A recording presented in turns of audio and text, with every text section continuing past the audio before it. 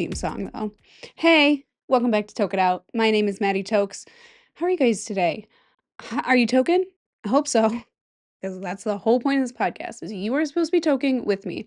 If I didn't make that clear in episode 1, here I am in episode 43 telling you guys, go ahead and light up with me. Dab it up, light it up, pop that gummy, eat that, drink that chocolate, whatever. Whatever your bag is, toke it out with me. But what am I toking on today? Oh, great question.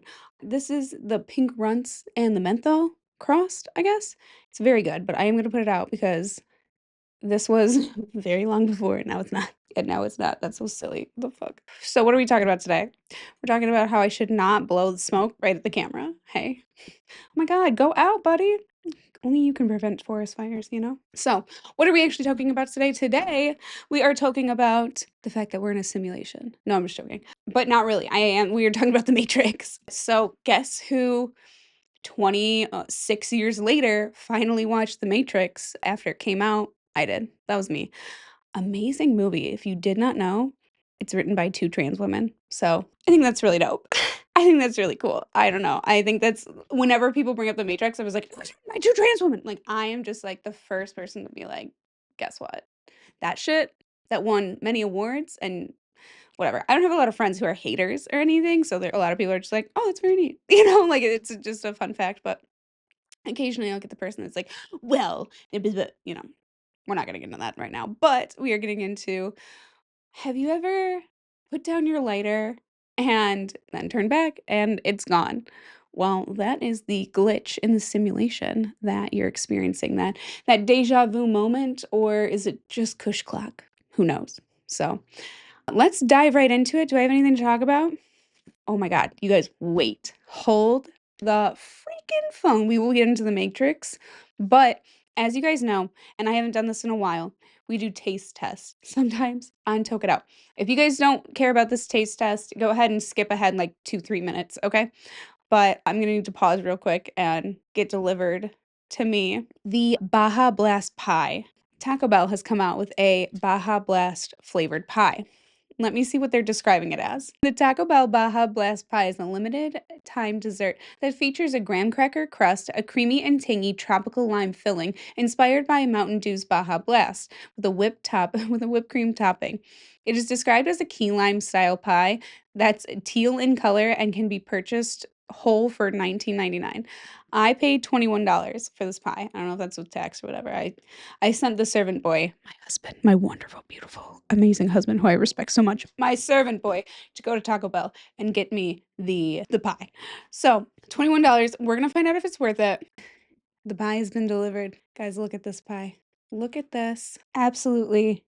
If you're an audio listener, this is a vibrantly Baja Blast colored pie. And honestly, it's sliced beautifully. I'm not gonna front. Looks amazing. Is there a little hair on it? Probably. I have many animals, so whatever. It's fine. I'm gonna eat it. Okay. So the iconic triangle stays put, but oh no. Oh no. Oh no. Oh no. Guys, why am I going for the second bite? I don't really know. So like the tropical is like candy tropical. Like if you've ever had a tropical sweet tart, I don't even know if they make tropical sweet tarts, but you know what I'm talking about, like a tropical gummy, a tropical flavored, you know, candy of sort. That's the tropical part of it. On the aftertaste is very key lime pie, but like not very good. The texture seems like it would have been better frozen. Let's try it with the whipped cream. Okay. So the Baja Blast Pie is a amazing gimmick. I'm gonna share it with all my friends, but that's probably gonna be a no from me. Probably gonna be a no from me. But who approved that flavor? Who approved that flavor? Who said, let's add tropical pineapple, mango, papaya, guava on top of lime and put it in a pie? I get it. I see you. In theory, what? In theory? In theory, it does sound like it would be good, but it tastes very overly processed. So if you are somebody that can like move past that, congratulations, this might be the pie for you, but I don't know if it's the pie for me. Okay? All right. Well, we're 8 minutes into this intro, having done the pie test. So let's get into the actual Matrix. So, and just want to say, I'm not saying we're in a simulation, but I'm not saying we're in a simulation. Do you know what I'm saying? 1, 2, 3, you know what I'm saying? So obviously, what's a glitch in the Matrix? Glitch in the Matrix comes from The Matrix, the movie. When Neo sees the black cat, like, walk by, he sees it twice and he goes, "Oh, déjà vu." And everybody's like, "What? What are you talking about? Déjà vu." Déjà vu is supposed to indicate a glitch in the Matrix, but science has told us that déjà vu is a, like, release of chemicals in the brain. That's the very oversimplified explanation of déjà vu. But obviously, over time, it's become slang for anything that breaks your sense of reality is a glitch in the matrix. Anything that's, every time you watch Toke It Out, it's pretty much a glitch in the matrix because this is crazy. Who's doing this? Who's even, the 15 of you that are my loyal watchers, just want to say, like Pooter Schmood, which is my recommendation of the week. Go find Pooter Schmood, the clown drag queen on Instagram/TikTok. As Pooter Schmood says, kiss me on the mouth. All of you who are watching Toke It Out, kiss me on the fucking mouth. Find me on the street, kiss me on the mouth. I won't even be mad, okay? I would be, please don't. So there are online communities totally dedicated to glitches in the Matrix and talking about it, which I think is fucking fascinating because I found, obviously, Reddit, God's wisdom, the Bible, Reddit, slash glitch in the matrix. Obviously, like YouTube, there's compilations and TikToks and stuff, but I'm talking r slash glitch in the matrix is so active in its users that I'm telling you, I'm gonna read you a story that is from, count it, 20 hours ago, and 224 up likes, 68 comments. 20 hours ago, as of the recording of this. That's so recent. Okay. The title is No One Will Ever Believe Me. I was at work, retail, a few years ago, and as I'm walking up to a group of friends, everything around me stopped. I had a split second to actually look around. Customers, all employees, I mean, every single thing around me paused. And then, just like nothing, it all came back to life. I remember standing there trying to figure out what the fuck. So I take a chance and go back to my friends and I ask them, "Did you guys feel something weird or am I just being weird?" And they all said it was just me. I know it all sounds like something that didn't happen, but I'm telling you, it did to me. Cannot explain. And that's it from 20 hours ago. The first comment says 118 up likes. Who's in the top 1% of commenters? If the computer lags, the characters in the games don't know because they're stopped by the computer itself. They won't experience slowing or stopping of time because their perception is calculated by the same system.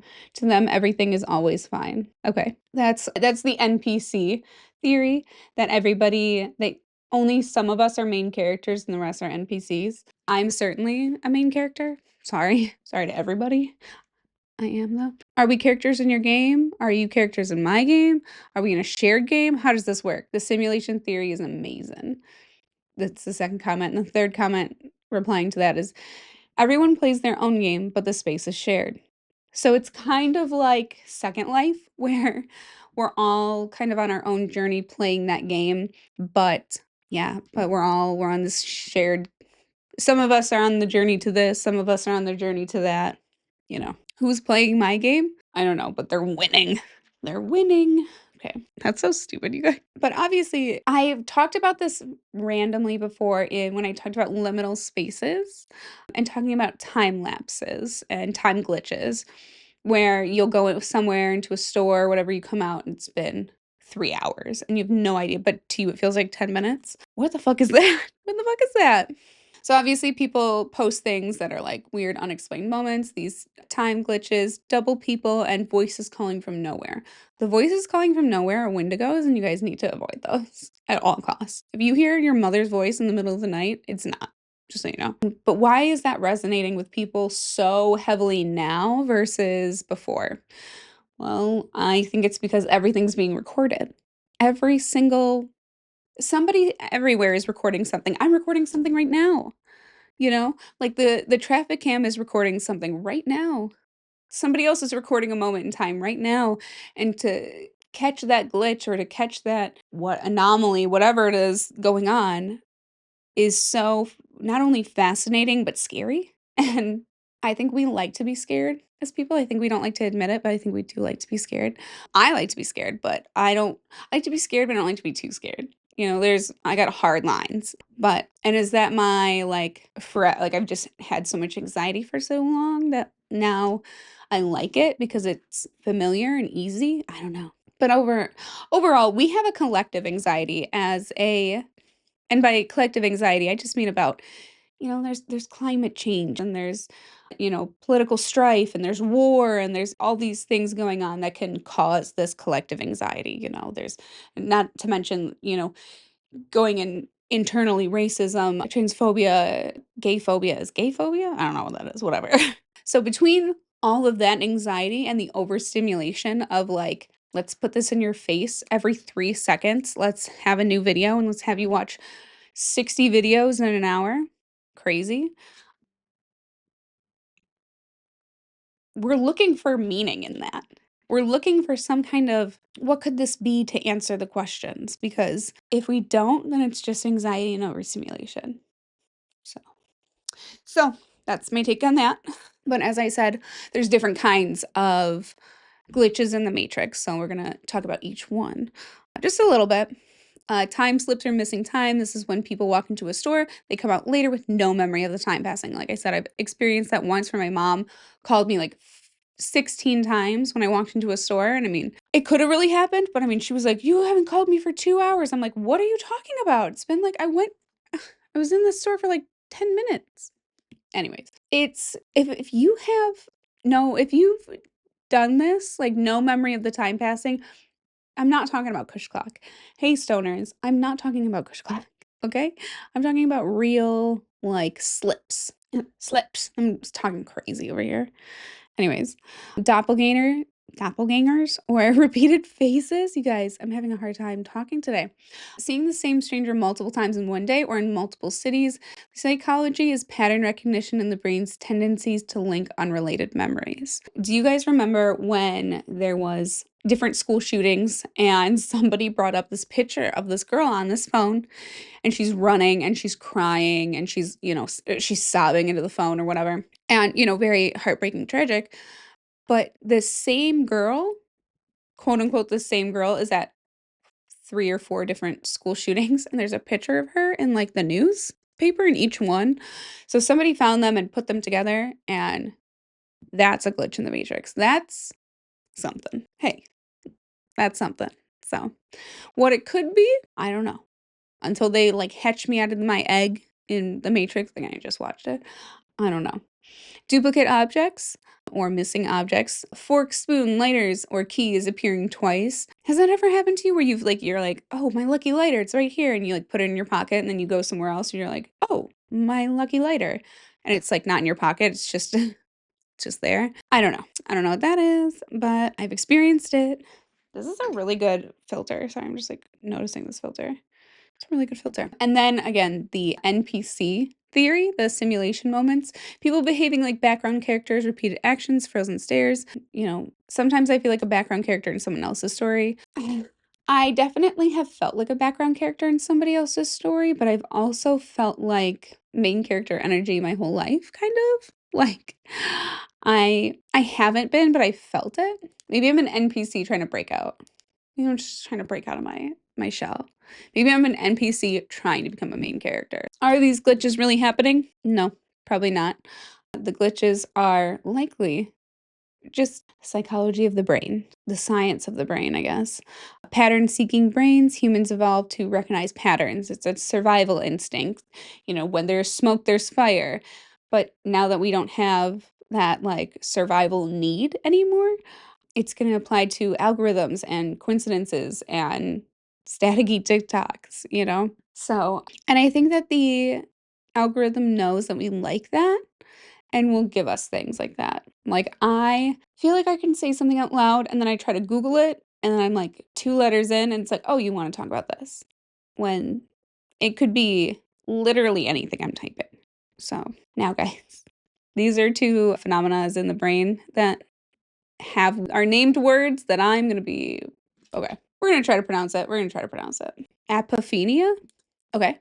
Apophenia. Apophenia is seeing connections in unrelated things. So think Pepe Sylvia. That is apophenia. And pareidolia is seeing faces or meaning in random visuals like clouds or plug sockets.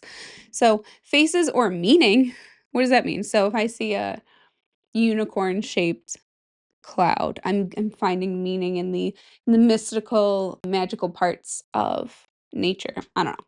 Maybe I am. Maybe I'm just trying to connect unrelated things again. Maybe I'm Pepe Sylvia. So we all have our brains all have the ability to make us crazy with ideas. I guess that kind of was always true, but like to what degree? Like obviously we can get to the degrees of crazy, but rather be a 3 than a 7, and 10 is when, you're really outwardly crazy. Once you believe something's a glitch, you're more likely to see that. It's your brain's ability to, when you're happy, you're seeing all the happy, good things going on. When you're pissed and sad, you can find everything that's pissy. The Matrix can be an existential comfort to some people, I guess. The idea that chaos is coded and it's not random and everything is meant to be because it is, whether that's fate or the simulation or whatever it is, a lot of people find peace, I guess, at the existentialness of it all. Which, hey, if that's your bag, I say get it. The simulation theory. As much as The Matrix in 1999 really made it mainstream in our current zeitgeist, the idea is definitely not new and dates back all the way to Plato and his allegory of the cave. Plato's allegory of the cave, according to AI telling me about AI, so whatever. The main point of Plato's allegory of the cave is that the world humans perceive through their sense is not reality, but a mere shadow of a higher, truer reality that can only be accessed through philosophical reasoning and enlightenment. Excuse me. The allegory illustrates the journey from ignorance to knowledge, showing that the process is difficult and often met with resistance from those who have not had the experience. So, the cave as ignorance. The prisoners are chained in a cave, only able to see the shadows on the wall. The shadows represent the world of appearances, which is what people mistake for reality. Okay. The journey out is education. One prisoner escapes and is forced to journey out of the cave. This painful and disorienting process represents the struggle of education and philosophical inquiry, which requires questioning what has always been taken for granted. So the outside world represents reality. The freed prisoner eventually adjusts to the light and sees the real world as a symbol of the intelligible world of forms and true knowledge that exists beyond the physical world. The return as the philosopher's journey. When the freed prisoner returns to the cave to share his new understandings, the other prisoners reject him, seeing his experiences harmful and unbelievable. This represents a difficulty the philosopher faces in trying to enlighten others who are content in their ignorance. Because what? Question mark? Ignorance is bliss. Because you don't know what you don't know. And that is some kind of peace and comfort, Like my dad says, he's like, at this point, only tell me the good things. And I'm like, I get it, for sure. But not only Plato, but also Rene Descartes. I'm probably pronouncing that wrong. He argued that we can't be absolutely certain that we're not dreaming because there's no foolproof way to distinguish the dream state from the waking state, as dreams can be incredibly vivid and descriptive. He used his skeptical argument to show that our sensory experiences alone cannot be trusted as a foundation for certain knowledge. To escape the doubt, Descartes eventually turned to the one thing he could not doubt, his own existence as a thinking being, which famously led to his conclusion, I think, therefore I am. So Descartes saw something that could not be doubted. He realized that if an evil deceiver were to trick him about everything else, the very act of being tricked, or even of doubting, proved that he could exist as a thinking entity. This is the foundation for his famous phrase. I'm not going to do it in Latin or whatever. I think, therefore, I am. Because there is no reliable test to tell if we're sleeping or awake. Can you tell right now? Like people say, look at the time, count your 10 fingers, like in the Matrix and stuff. Wait, was that Matrix? No, I was watching Behind Her Eyes. Watching a lot of things at once, but they're talking about lucid dreaming and counting your 10 fingers. We have also talked about lucid dreaming, yes, right here. If I can figure out how to link it correctly. We did talk about it in another episode, so go look up lucid dreaming, Toke It Out. Okay. Those are some, I was about to say ancient. Those are not ancient. Those are some 17th century and earlier theories about the simulation theory. But then we have Nick Bostrom's simulation hypothesis in 2003. In 2003, he argued that at least one of three possibilities are true. One, humanity could go extinct before reaching a post-human stage. Any post-human civilizations are unlikely to run a large number of ancestor simulations. Or we are almost certainly living in a computer simulation. The argument points that if a civilization reaches a post-human stage with sufficient computer power, the argument poses that if a civilization reaches a post-human stage with sufficient computing power, they could create numerous simulations of their ancestors, making it statistically probable that we are in one of the simulations, that we are one of the simulated beings rather than the original creators. Okay, the core argument. The hypothesis is a trilemma. What the fuck's a trilemma? Meaning only one of the three statements can be true for the argument to hold: extinction, lack of interest, or we're in a simulation. So we're either extinct, like we're going to go extinct before we do that. If we do that, we're not going to create ancestor ones. Or if we do, we're most likely living in that right now because statistically, whatever. Guys, the weed is getting to me. And Nick Bostrom's simulation theory, hey, I get it. Sure. We're probably living in a simulation. Why not? If we are, do you think Nick Bostrom is one of the original creators? That's why he's like, I'm gonna make sure everybody knows about my shit. Or maybe Plato. Why would Plato be? I don't know. I don't know, you guys. Okay. Why would Plato be? That doesn't make any fucking sense. My God. Okay. His logic: if tech keeps advancing, future civilizations could simulate conscious beings. Statistically, we're more likely to be simulated than original. Why would we want to simulate conscious beings? Why? To study them and to know what we're doing and be able to predict the future? Okay. I don't know. And then obviously Elon Musk once quoted saying there's a 1 in billions chance we're not in a simulation. Well, okay. That's all I have to say about that. Obviously, there's no physical evidence to this, only probable logic. And this is not like a real hypothesis because we can't use the scientific method to test it. So, until we have a piece of evidence or something like that, it's more philosophy than science, truly. If we are in a simulation, please send your girl the winning lottery numbers, okay? I understand why we give it to other people. I understand. Give it to me though and just see what happens. Okay? Conscious being, just see what happens. All right. So, guys, we're getting into it. I feel like post-pandemic, our timeline kind of has collapsed. Like 2016, they say, was like the last greatest summer.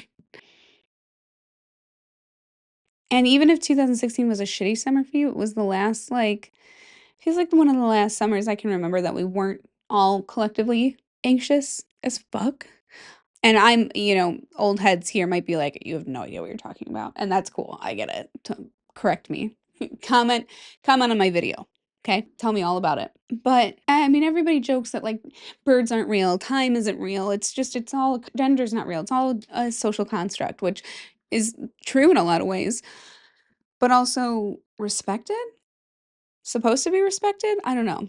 If you're 3 hours late and you say time isn't real, I'm gonna be like, shut the fuck up, bitch. You were supposed to be here 3 hours ago. That's what I'm really gonna say. A lot of people, that NPC theory, again, is a big TikTok theory that people have. And if you're an NPC or a main character, some people do NPC interviews and reality glitches and whatever on TikTok. Not fun. Not fun to fool old heads because I'm getting a lot older and it's getting harder to tell. You guys remember in 2023 when that plane was frozen in air and stuff? It absolutely was just frozen in the air and people were like, "Oh my gosh."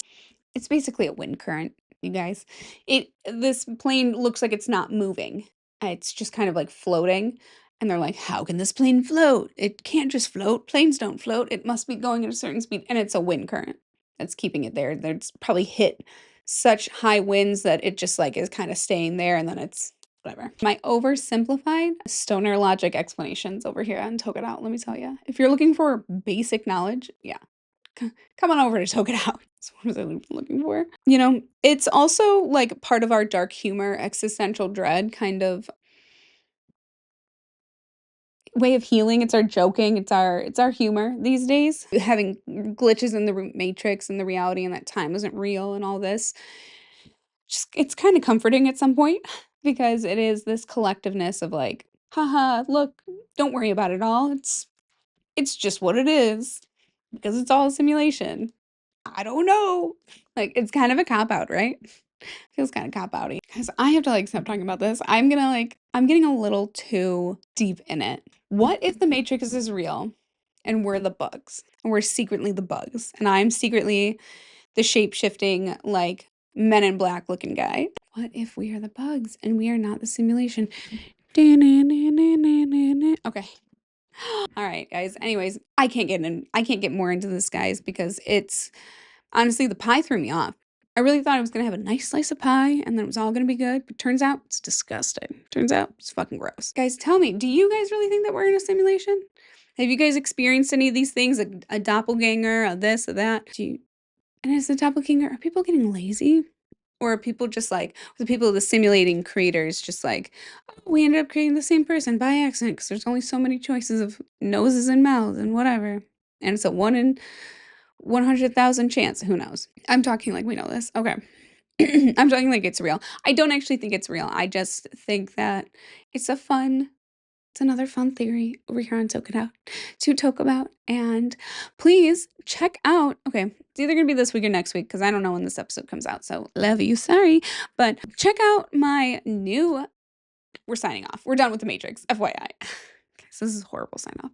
We're signing off about the Matrix, but please watch either this week or next week's episode of Toke It Up, where I'm going to be interviewing some people from the Michigan cannabis industry. And if you are interested in being on Toke It Up or sending in your Toke It Up stories, please email me at tokeitoutpod. That's TOKEITOUTPOD @gmail.com. Tokeitout@gmail.com. Your high stories so I can read them on the air for you, names dropped and everything. Okay, guys, tell your weird uncle about me. Go watch last week's episode. I guess you guys actually really liked it. These side hustles on Fiverr. Get it. You already know. So go get some ideas, go make some money, and support Toke It Out. Okay, love you. Bye.